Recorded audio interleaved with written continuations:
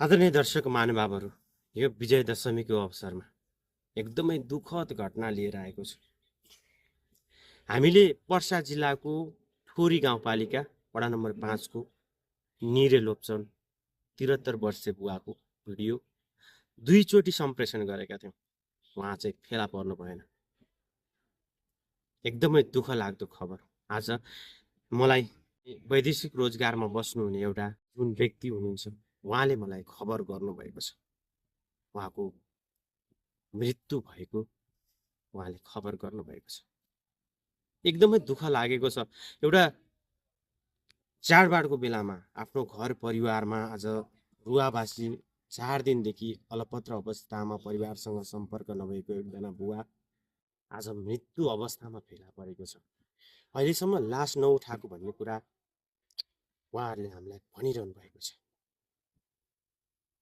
उहाँले यो घटनाको बारेमा उहाँले मलाई व्हाट्सएप मार्फत कल गर्नुभएको रेकर्ड म तपाईँलाई जस्ताको तस्तै सुनाउँछु। तपाईँको अहिलेसम्म मैले पाउन सकेको जानकारीको कुरा गर्नु पर्दाखेरि तपाईँको दुई गाउँको बिचमा एउटा नहर जस्तो थियो। त्यहाँनिर एउटा कलपट पुल थियो। त्यो कलपट पुल भन्दा केही क्षणको दूरीमा के हल्का समयको दूरीमा नै त्यस्तो मृत अवस्थामा भेटाउनु भएको रहेछ। र उहाँको चाहिँ शरीरको माथिल्लो भागमा टाउका नभएको अवस्था र शरीरको तल्लो भागमा खुट्टा नभएको अवस्था रहेछ है। अनि जहाँसम्म लाग्छ यो अवस्था हेर्दाखेरि चाहिँ तपाईँको जनावरकै आक्रमणबाट यस्तो भएको हो कि जस्तो।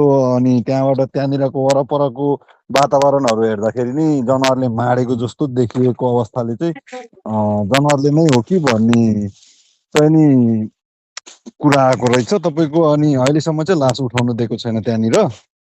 ए, लास उठाएको छैन? हजुर। यसरी घटनाको प्रकृति हेर्दा एकदमै दयनीय अवस्था छ। उहाँको चाहिँ शिर टाउको छैन, एउटा खुट्टा छैन। त्यस्तो बेवारिसी अवस्थामा एउटा कलबोरको नालीभित्र तपाईँहरूले अडियो पनि सुनिसक्नु भएको छ। जति पनि साथीहरूले यो भिडियो सेयर गर्नुभयो, सहयोग गर्नुभयो र सम्बन्धित व्यक्ति सकुशल त हामीले भेट्न सकेनौँ। तर हल्ला ठाउँको एउटा चाहिँ पर्सा जिल्लाको ठोरी गाउँपालिका वडा नम्बर 5 को सुवर्णपुरको एउटा बुढो बुवा, 73 वर्षीयको बुवा, यति दर्दनाक घटनामा उहाँको मृत्यु भएको छ। उहाँको परिवारप्रति धेरै धारण गर्ने शक्ति प्रदान गरौँ, हार्दिक श्रद्धाञ्जली पनि हामी भन्न चाहन्छौँ। यसरी हामीले उहाँको खोजी कार्य गर्दा गर्दै पनि उहाँको खोजी कार्य गऱ्यौँ, तर उहाँलाई सकुशल हामीले भेट्न सकेनौँ। त्यसको लागि हामी धेरै दुखित छौँ।